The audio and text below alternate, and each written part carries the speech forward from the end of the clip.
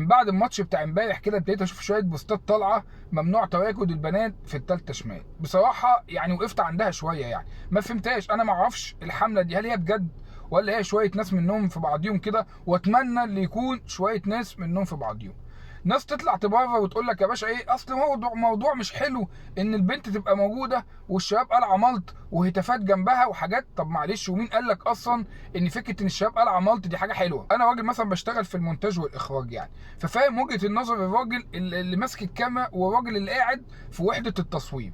لما يجي مثلا كادر زي اللي قدام حضرتك ده اللي يعرضه للناس اللي قاعده في البيوت بتتفرج، الاسر والاطفال والحاجات، ولا هيعرض مثلا كادر في شويه شباب قاعدين قالعين مالت وهتافات وحاجات؟ مش هيعرض الكلام ده، او ممكن يعدي عليه خطف كده، لكن مش هيبقى عليه كلوز بالطريقه دي. انا شايف ان ده كان شوط حلو جميل عجب كل الناس. فكره بقى ان هو ما عجبكش عشان خطف الاضواء منك، او فكره ان انت ما حبيتش يقولوا ان الثالثه شمال فيها بنات. لا معلش يا باشا، هي فين الثالثه شمال؟ معلش مع كامل احترامي لحضرتك، فين الثالثه شمال؟ انت مصدق ان دي الثالثه شمال؟ ما احنا قعدنا فتره يا جماعه عمالين نهاتي عايزين الجمهور، عايزين الجمهور، محتاج الجمهور. وعايز اقول لك على حاجه بقى، كل اللي بيحصل في الاهلي ده من عدم تواجد الجمهور.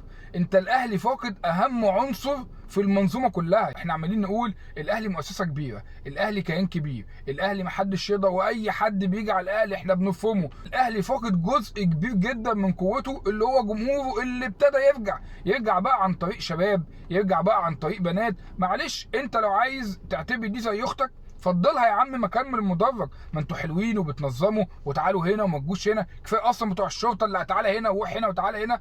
ما تفضلهم يا باشا مكان للمدرج، خليه مثلا جنبك على يمينك، جنبك على شمالك، قدامك، واعمل ما بينهم كده فاصل. ايه المشكله يا عم لما الناس تكون موجوده قدام وتاخد منك، يعني تبقى هي قدام الحاجات عشان الاحتكاكات والحاجات دي كلها. لكن ما تجيش تقول لي ما يحضرهوش. يعني مش هيبقى كفايه علينا اللي ما فيش تواجد اعلامي كتير للاهلي زي ما موجود لبتوع الزمالك؟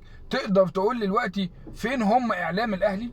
شاور لي كده عليهم اعلام الاهلي. وما بتكلمش على الاعلام بتاع قناه الاهلي وقناه الزمالك، شيل يا عم بتوع قناه الاهلي وقناه الزمالك. تقدر تقول لي كام برنامج بيتكلم فيه باسم الاهلي حلو؟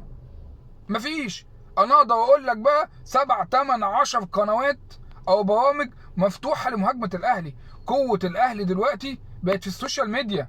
احنا الناس دلوقتي اللي طالعه بترد باسم الاهلي شويه قنوات يوتيوب، شويه صفح معموله، لكن كاعلاميا الاهلي ما بقاش له حضور. انت بقى مش عايز الاهلي يبقى ليه حضور اعلاميا ولا كمان جماهيريا؟ انتوا هتموتونا يا جدعان ازاي يعني؟ انتوا هتدفنونا؟ لا طبعا انا مش معاك طبعا. ما بقاش عندك صوت اعلامي، ما بقاش عندك اعلاميين كتير زي بتوع الزمالك. وكمان في المدرج هنقعد ننقي ما نجيبش دي ونجيب دي، والمحجبه والمش محجبه لا يا جماعه، مش صح يا جماعه. والله يا جماعه انا بروح الاستاد بلاقي شويه بنات واقفين ما بيقعدوا طول الماتش عمالين يهتفوا زيهم زي الولد. ده عشق يا جدعان، ده حب للكيان، ما تحرموش الناس منه او تقولوا لها ما تجيش او ارجعي هنا او لا يا جماعه. ما ينفعش، انا مش معاكم في الحته دي خالص يا جماعه خالص. يعني حضرتك مش هتتحكم في الجمهور مين اللي يحضر ومين اللي ما يحضرش. انت مش هتقول للناس تشجع ازاي. انت يا باشا عامل رابطه، شيء جميل جدا انك عامل رابطه، خلاص بقى من وظيفتك ان انت تامن الناس اللي موجوده دي، مش تقول ممنوع حضور البنات